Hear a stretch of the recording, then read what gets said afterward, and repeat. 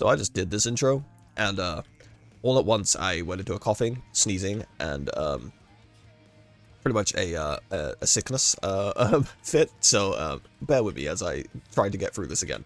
So this is Cast Lorien. I'm making an updated version of this because this is a build I've done in the past. I did it with time field, but we'll be using time field in this video. But you can still use time field, just obviously swap out some of the gear pieces for some other things when we go over it in a second. But we'll do a run with this as well. Don't worry, it's not just going to be a build guide. There'll be an example as well. This build is very popular. Well, not very popular, sorry. Everyone at the time when I made this build was just playing around Bask and Greatness a lot. If you don't know what Bask and Greatness is, it's the thing here where your attack hits have a chance to, your attack crits, sorry, have a chance to trigger one of your random strikes 3 times. People were playing around this. It was very strong. Over kind of, what's the word? Over exaggerated a bit, considering everything in the Loren's tree is strong. So it's not like it was stand out the only thing to play on him. But yeah, it overshadowed a lot of stuff in his tree, and people flocked to it. But when I made the cast build, that video actually did kind of well, and it's kind of confusing because Loren seems to get a lot more views in comparison to other characters in this game for some reason. So I thought I'd make an updated version for it, since it's been a few months since that build has come out, and there's been a few patches and changes and stuff has happened, and some other things have happened and tweaked. So here we go. This is Cast Lorien. This is the exact same as what I've got in the Discord. The talents have not changed at all. His talent tree barely got adjusted. The only things that really got nerfed was like Bask and Greatness itself, so it doesn't even affect this build, so there was no reason to change anything. What is basically going on here is we have this utility corner. We have dice alteration, dice for rerolls, and then shard pool area from these nodes. We have 2 tillage up here for the 60% level up of us, so we can try and max level our cast as fast as possible. We have attack speed and cast cooldown reduction increase from rapid fire here. We 5 out of 5 this as well. 5 out of 5 on Highborn for the cast damage increase. We put 2 points, 1 into Ranger's Mark and 1 into Serpentine Tips. This is so we can progress the tree later, but also because it adds a nice level of CC and utility to the tree. As we're going to be attacking a lot, we're going to be attacking fast, and now those hits have a chance to immobilize and root enemies, and also apply Mark, which makes them take 30% more damage. We get cast damage based on our attack speed over here from Elven Lineage. And then we have Impeccable over here. Impeccable is actually very, very strong. Increases the damage of your max level strike and cast blessings by 45%. Then we have Flash of Inspiration. This is what the entire tree is basically built around. This is your attack hits have a chance to trigger a random cast you have. The chance of certain skills is diminished. Basically, the chance on certain skills being diminished is based on the base cooldown of the cast. So if we look at certain casts like Day of Judgment, who has a very, very long cooldown. You have Sudden Death, which has like a 40-second cooldown. Divine Shield, Summoner, like all these casts have very, very long cooldowns. Those are the type of casts that get reduced chance to trigger in comparison to the 12% you see on this card here. Now, if you think about stuff like Lightning Orbs that have a very low cooldown, and you think about stuff like Light Rays, Blades, Landslide, Meteor Shower, Frost Zones, all these things have relatively low cooldowns, they get the full effectiveness of the 12% chance to trigger. So those are the casts that generally you want to build around. Time Field is a grey area that sits in the middle. At base level, it's a rather long cooldown, but as you level it up and you get the card's base cooldown lower, it will trigger more frequently. So Flash of Inspiration still works really well with the Time Field setup. Now, the reason I keep saying base cooldown is because when you increase your cooldown reduction stats, this doesn't reduce the base cooldown, it's just reducing the active cooldown. The base cooldown is what is on the card when you personally level up. When you level up and you see in your blessing options that you could choose from for that level, that card that is shown there has the base stats of that card, not the adjusted stats. So, it's important to keep that in mind. This means no matter how much cooldown reduction you get, you will not have your Infernos, Day of Judgments, and Summoners and stuff like that triggering more frequently from Flash of Inspiration. Enchanted Arrows, this will convert all of our pierces into bounces for our attack projectiles. This just gives us more opportunities to basically trigger Flash of Inspiration. And Rain of Arrows for more attack speed. This inadvertently is obviously going to give us more cast damage as well from Elven Lineage, but also allow us to hit more frequently to try and proc Flash of Inspiration more. And that's the tree. That's all the synergy that's in this tree. It's very well thought out. Like, I've tried really hard on this. You could drop these 2 points here if you wish, and put them into movement speed, or attack range, or even some dodge, or even some more pierce. But overall, I think having these two here like this gives you a very good amount of utility. As, say you fail to trigger Flash of Inspiration, you still have a very good chance that they're just going to get immobilized anyway. Now going over the gear, what have I changed? Well, okay, this is where it comes down to you and what cast you're planning to run. In this video, we're going to be utilizing Landslide, so this is going to be built around in the mind that we're going to want to buff up Landslide. Landslide has a decent cooldown. It scales really well with cast projectiles and cast damage. So we're leaning heavily into the cast projectile part of this, and that's why we have +7 cast projectiles here. But if you plan to run something like Time Field instead, just drop any of the cast projectile gear and just slam on more cast damage and cast area. This is why the stats will change very specifically to the build that you have in mind. So, go over gear. This is a old headpiece. You can't get headpieces like this anymore. You can still get them with cast projectiles, I believe, but it's hard to have them with +2, plus banishes, and a decent life. But yeah, +2 cast projectiles on this head, +1 cast projectile on this amulet. This is a current patch amulet. Then you have +1 cast projectile on this. This is also a current patch. This is also current patch. +2 cast projectiles on this with a bit of cast damage. 333 dice, 222 dice. If you have a 333 chest piece from a legacy patch, definitely just use that over this. But 222 is very nice to have. More cast damage crit and cast crit. This isn't from current patch, but you can still, actually from current patch you would have this roll better. It would have higher cast damage, but I have not been keeping my eye out on my jewels at all. Ferris belt, so we don't have to worry about pull area really. Sorcerer's Ring for 64% cast damage. This is a lot of cast damage. Just random boots that have a decent amount of cast duration. And then cast projectile and cast crit chance. This is from current patch as well. And you could tell this one's from current patch because it has 3900 shard pull area. If you look, whenever you look at gloves, oh my god, of course I only have expert gloves in here. I was hoping for an example of to show you in here, but generally, you can tell when something's from current patch based on the guaranteed rolls that are on them. So, for example, this being a current patch item, you'll notice all these helmets have 10.8 master offers for the mythic versions. I mean, this is a pretty crazy helmet. Stuff like these will always come with some dice, and you can tell by the altered number being colored, it's like current patch stuff as well. And then stuff like this as well is pretty decent. And you can see the adept offers on here is like maxed out. That's how you know it's current patch. Even with this, it's yeah. These are generally the ways that you find out with mythic items if it's current patch or an old patch item.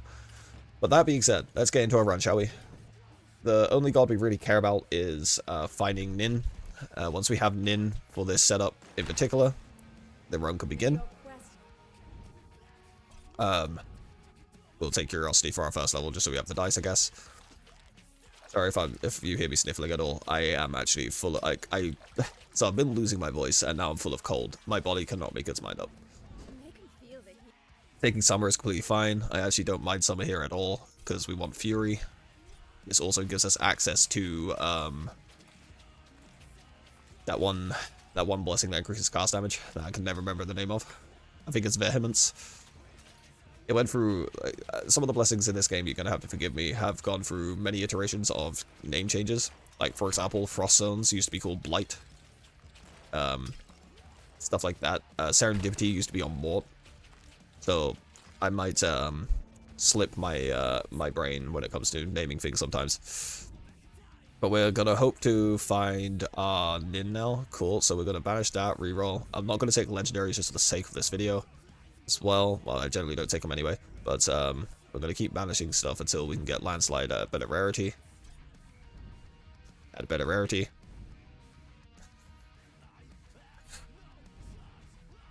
Right. Come on now. Stop this. Oh, whatever, we'll just run adept.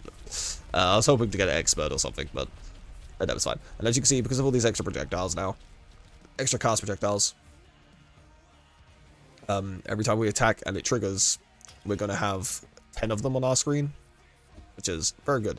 This helps a lot with AoE clearing, but also in single target, once all that AoE is gone, it's just going to put all 10 of them in the single target, so it's very good. You can just see there's like a giant kerfuffle of them here.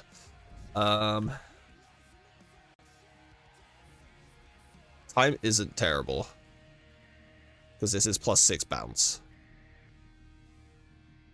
But I kind of want Justice to go with this, so we could have cast area. And this is technically +1 bounce, so we'll just do this. It's whatever. Now, your free gods, like with a landslide setup, it really doesn't matter what you take outside of Nin.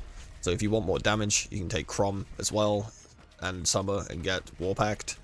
If you want like more utility stuff, like Justice, obviously, like I just mentioned, is very good.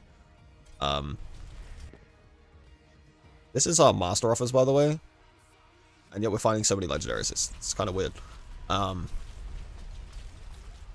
Yeah, so it's like Summer is technically your best in terms of stat gains because of Fury giving you attack speed, which then gives you cast damage, as well as improving your proc frequency of Flash of Inspiration.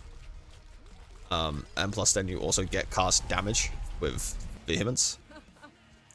We obviously we're taking Nin because this is being built around Landslide currently. You could also take Light Rays into this as well, and that's fine. Just bear in mind, every cast that you pick up is going to reduce the frequency that Landslide is going to be the cast that gets triggered. So I generally prefer to just build around only Landslide when I do a Landslide version. We will banish out this. We will take Celestial Wings. Divine Shield's fine to take because whilst the shield's active, Flash of Inspiration can't proc it, if that makes sense. But if it gets triggered and then it procs anyway, it's like, you know, you're just getting another layer of safety. So for a higher rarity Eclipse, excellent. There we go. And this is basically now the setup. This is what we're going with this build. We're going to try and spam Landslide as much as we can in terms of levels so we can get it to level 10, so that way we can utilize the damage increase of Impeccable. The attack speed scaling is going to buff our cast damage. Vehemence is going to buff our cast damage. Cast area, increasing Landslide's area. It's all very nice stuff. And then attack, well, obviously we banish. Celestial Wings will banish. But we want to take an attack and a dash and then banish them, just so we remove the other attack and dashes from the pool anyway, without having to use Vanish Dice. Okay. Sorry, I'm struggling to breathe. I am very sick. I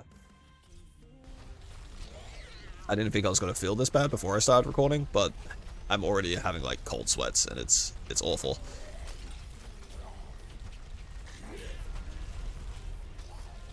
But I've got a couple of build guides that I'm going to try to bring out and show examples of. Like, I'm pretty much going to go through all the guides that I've written on the Discord and put them into a video where I explain them at the start and then do a run to showcase them. Because I've shown the results of those builds and did a write-up on them and stuff on the Discord, but never really shown the footage of how those runs tend to look. And some of them aren't as straightforward as they might seem. Like, Attack Acheron, for example, it's very strong, it's very good, but you still have to play a lot safer in comparison to, say, playing a Power Acheron. Stuff like Landslide Lorien is a lot more damaging, a lot more safe to play, but you're also a lot more glass cannon. If you get hit, you can definitely feel it.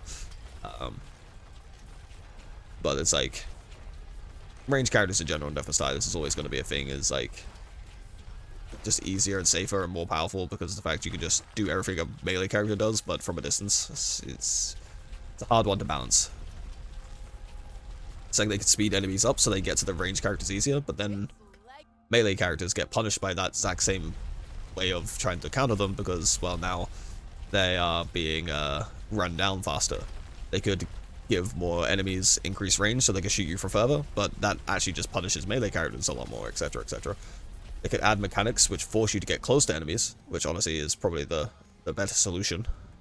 But but that also punishes melee characters if it's any mechanics like Insect Queen has, where they have like wave attacks and stuff. It's a hard one to juggle. Okay, cool. We will level Vehemence over Fury to begin with, because we just want to get this number up.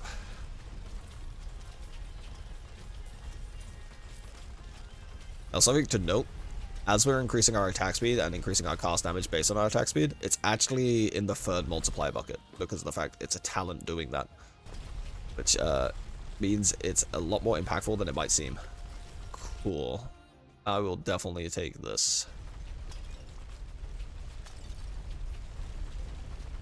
That shrine's not as good as it might look when it comes to Cast Lorien, because obviously your attacks are probably going to hit before your casts on most enemies. So what ends up happening is your attack will proc that 400% damage, not the landslide. But on any target that is hit first by the landslides, like, they will get that 400% damage, which is very nice. But against bosses, it's pretty much useless. More cast damage. And when it comes to finding shrines and stuff, you can probably notice from this gameplay that we're not really stopping. The beauty of Pharaoh's Belt plus the 3900 on gloves plus the Talon is like, we practically have telekinesis Maris without the cast damage. So it's Pharaoh's Belt is one of the best uniques in the game when it comes to big AoE builds.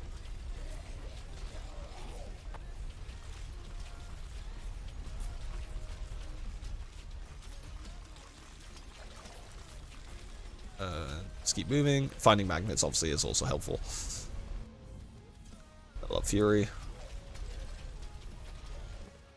And if we look now, you can see we're at 609% cast damage.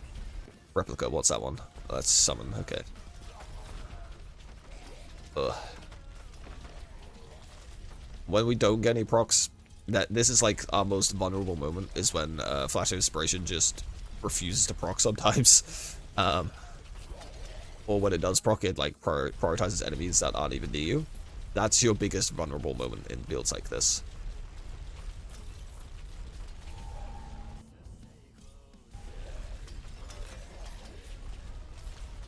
Cool, cool, cool. I'm just gonna keep moving.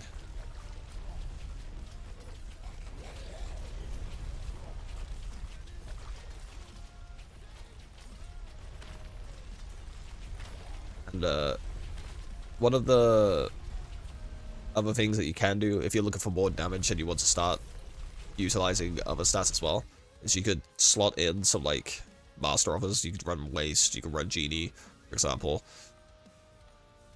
You could play Wanderer for the legend offers it has as well. And then on top of this, just like put God of War. And suddenly you have a lot more damage. But I want to showcase it without legendaries to show that legendaries are not needed at all. Like, every build that you think you might need legendaries in, apart from pure status, is like, you don't actually need legendaries. They should, in my opinion, always be considered as a, ooh, look, shiny, instead of a, oh, I need this for my build.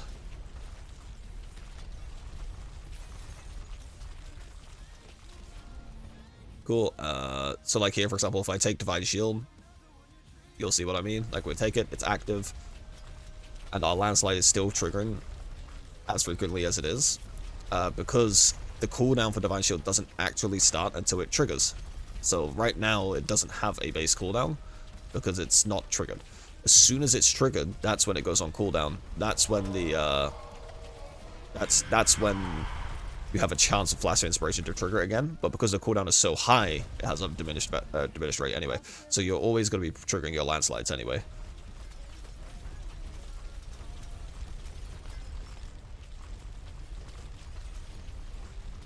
Just keep going.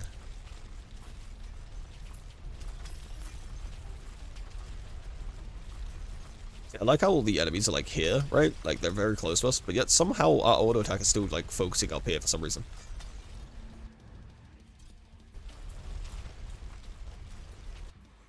Take gold. Fun fact about that kobold that you find there, by the way, if you take the other option, gold stops dropping in the run. You never knew that? Now you do. I don't know why you would ever want to take the other option, But yeah, there's a that's what the other option does. See, now we just have a random moment of just no procs. I'm not sure why. This happens even when you don't take a second cast. There's just moments where you'll just find dry spurts of having nothing.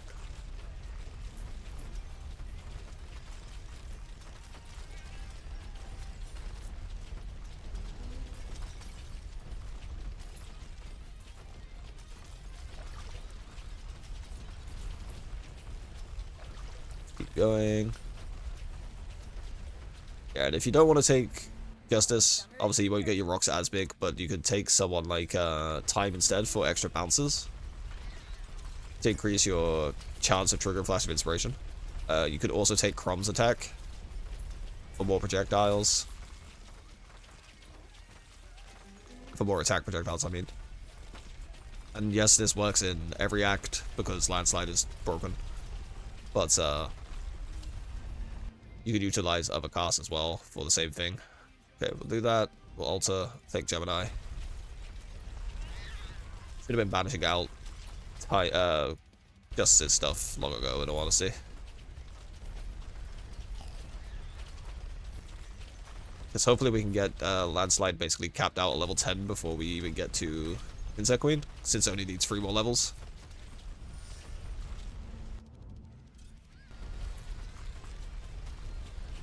Just because we have no more alterations, and I don't want to have to take Quake when it's offered. So if we cap it out at level 10, then there's nothing left in Nin's pool for Quake to override.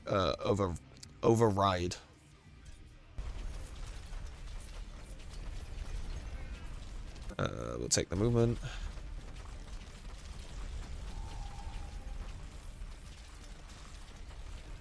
Also, we'll take level up others so we can try and finish off Landslide as fast as possible. We have 80% weight now. Cool, that's Landslide. Level 9, one more level.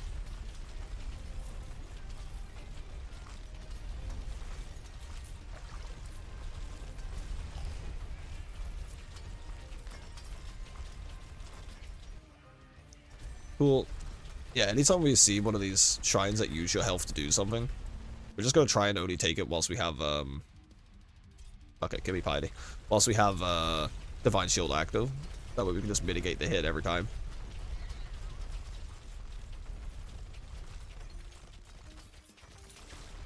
Whoa. I'm very surprised that we didn't just suddenly instantly kill that cat with, landslides. But the tiny bit of crit we have is actually pretty nice, because you're probably noticing it's actually triggering more frequently than you might expect with only having 5%. Like, anytime you see these like, you see a hit here, it has, like, that white flash. Anytime that's colored different, that's a crit. So, I'll try and get an example here.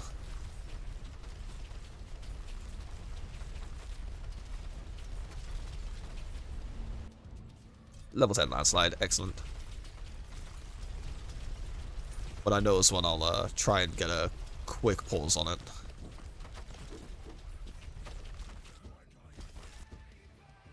Oh, I was too late. It is not for Divine Shield again. Hard to notice, but you'll spot them. they're like a different colored explosion than the white explosion that you usually get. Shard pool area, sure. Yeah, that one there was a crit. Obviously, the number is visually just much higher, but because here we only have 5% because of how frequently we're hitting. We're actually critting a lot of damage. Cool. Fine, shield's done.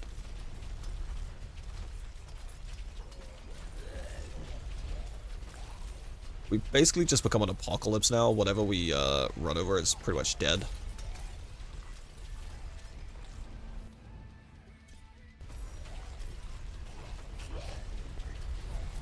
Let's say black lamp. Oh, black chains. I was about to say. It's like, what the?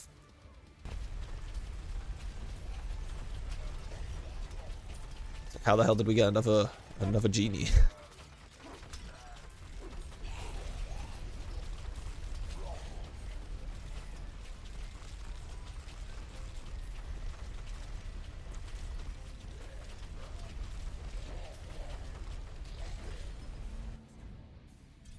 Bite shield again.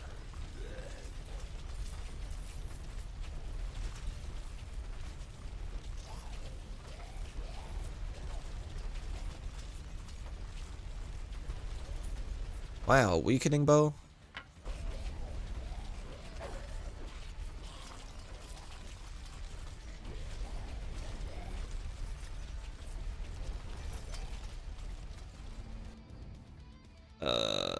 Sure, give us reprisal, I guess. Doesn't really matter. We just ran out of dice, unfortunately.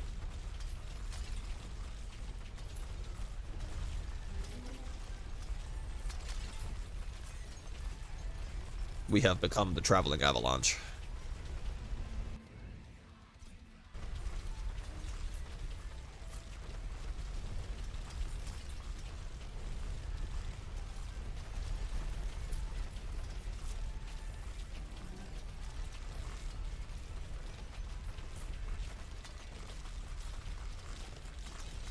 Cool. But yeah, outside of this now, there's not much in terms of like gameplay really to commentate on. It's just you're gonna keep moving towards shrine to shrine. Take pretty much the, if you don't need healing, just always take the utility or the damage stats that are available. Anytime you see banish wells, take the banish dice so you can banish out the remaining blessings you don't need.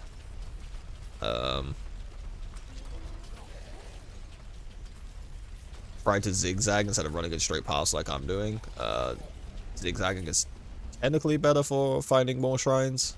Also, grabbing luck helps reprisal quite a bit. And what I mean by zigzagging is, so you want to move in like lightning bolt patterns as you go towards maps, so that way you generate more squares around you as you're moving. It increases the odds of you spotting shrines that otherwise you would have not seen on that map.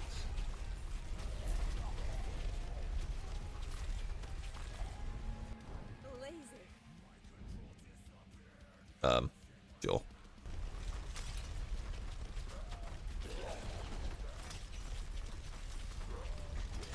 Now our reprisal will do like, I don't know, 36 damage. It's gonna be pretty cool.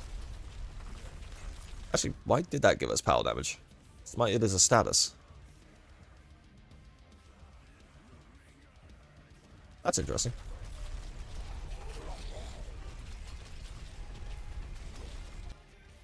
Sure, attack damage.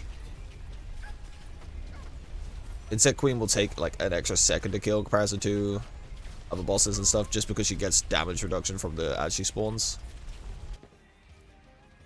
Big strike area. This will be good for lifelink. Just in case, we'll put that up there.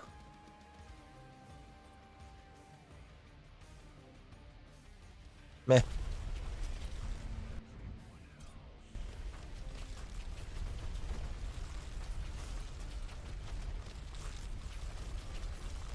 Yeah, basically, when Insect Queen spawns, you'll summon a bunch of ads with her. When she's connected to those ads via the golden beam that they connect onto her, they make her take reduced damage, and she heals slowly for some of the damage she's taking. So it's kind of hard to just instantly one-shot her whilst that's active. But it's not really worth focusing her ads, because she's very lethal. So any damage you can deal to her, you kind of want to do to her. So you would pretty much always just focus the Insect Queen.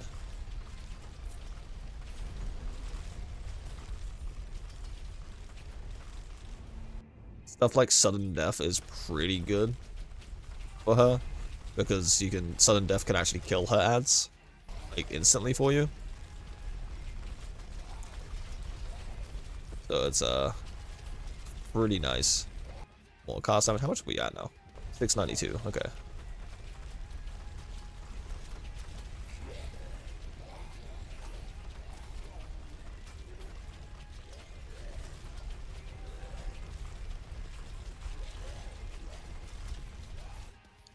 We already apply weakened with our attack, so we might as well just, you know, take movement speed. The righteous. Sure.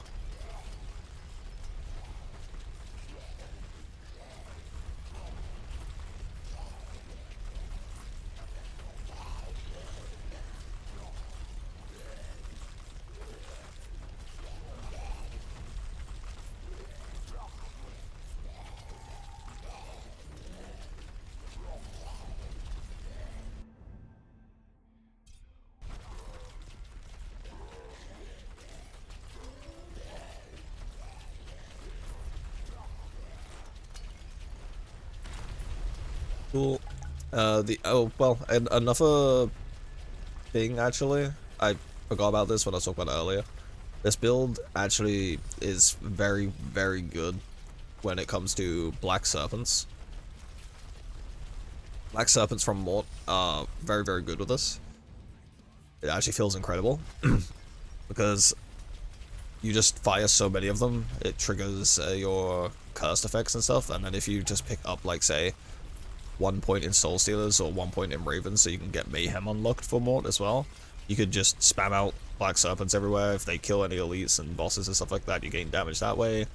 Like, it's very nice synergy from that too. Lightning Orbs is good, but also annoying.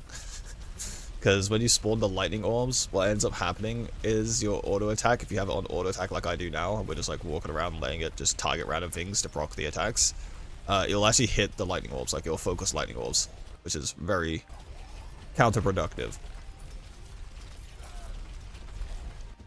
Which is not the greatest thing. So you can see here, like, landslide's numbers are pretty high, their area is extremely high, the duration is only 2 seconds, but we have a tiny bit of duration from this, so it helps. And their cooldown is 10 seconds, so getting them maxed out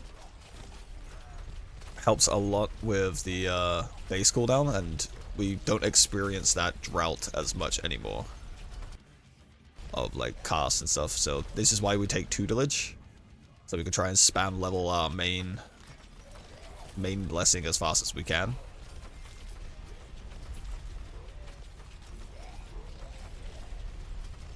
Unfortunately here, the Dragonfly attack speed doesn't work, so we're just going to take the life on hit.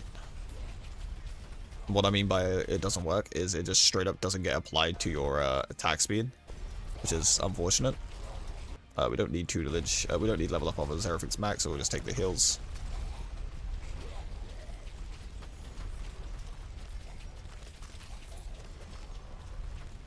We'll just take the pool area, because why not? As you saw there, by the way, Divine Shield got triggered, and the moment it got triggered, because it was on cooldown, it was reducing our passive inspiration chance for triggering landslide, because it had enough of a cooldown to try and compete with. We did just pick up cast damage from this shrine, so that's nice, and we have a lot of cast damage now. Generally from those bottled shrines, though, you're hoping more for the utility stats, because they can give you stuff like crit, area, I don't want you. Get out of here.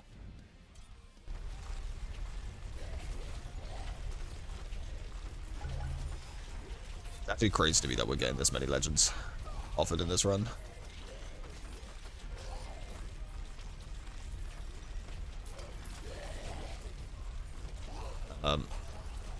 Now, if you're not aware on how legend offers work, despite us not having a new blessing for it to choose from, if you have blessings that can still be rarity upped to, say, expert or adept, etc., as long as you have a normal blessing, like these blessings, for example, in the pool, your master offer percent chance will still be rolled, even if it's just to, like, raritying up. It'll still roll that percent to see if it wants to offer you a legendary. So just because you don't have a fresh blessing to pick does not mean legends can't roll. But if you have all your blessings at expert, for example, they're all max level and you can't rarity them up ever, the game has nothing left to offer you. So then what happens is it can't roll your master percent, it can't roll your legend percent, so the game does not offer you a legendary. There has to be a basic blessing like these in the pool for it to actively try to adjust for you to be able to get your master offer percent rolled. That's why, right there, despite us having only intensity in Summer's pool, despite it being level 5, and despite it being novice, the rarity offer percent still allowed our master and legendary offers percent to be rolled. So like this, for example, there's a chance if our masters succeeded and our legend succeeded, instead of getting this rarity upgrade, we would have actually got Inferno again, type thing. For a long time, it was misunderstood that it would only do it on new offers, not rarity up and not level up offers.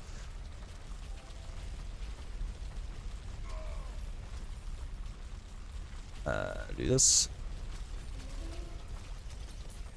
So for example, if I click this and then I click this, this actually hurts us because we don't care about like the legendaries. But since for some reason we're getting so many offered, if I press this, now suddenly this becomes an upgrade percent, this becomes an offer percent, this has an offer percent. It's like all of these things become additional roll opportunities. So I'm just going to take life and kill. And I don't want to take the legendaries, so I don't want to add them back into the pool, if that makes sense.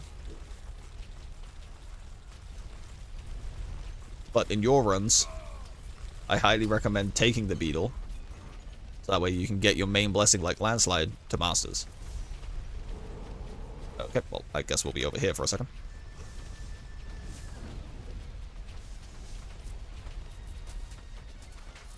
Just dodge that. Cool, and he's dead. There we go. That is Cast Lorien on current patch. It's not like a new build. It's not insane. It's not like, it's not hogging off with a bunch of like legendaries and stuff. But it's very consistent. You can utilize pretty much any cast as long as you shift your gear around a bit, and it performs extremely well. The numbers are just ludicrous. Yeah. Thank you very much for watching, and I'll catch you in the next one.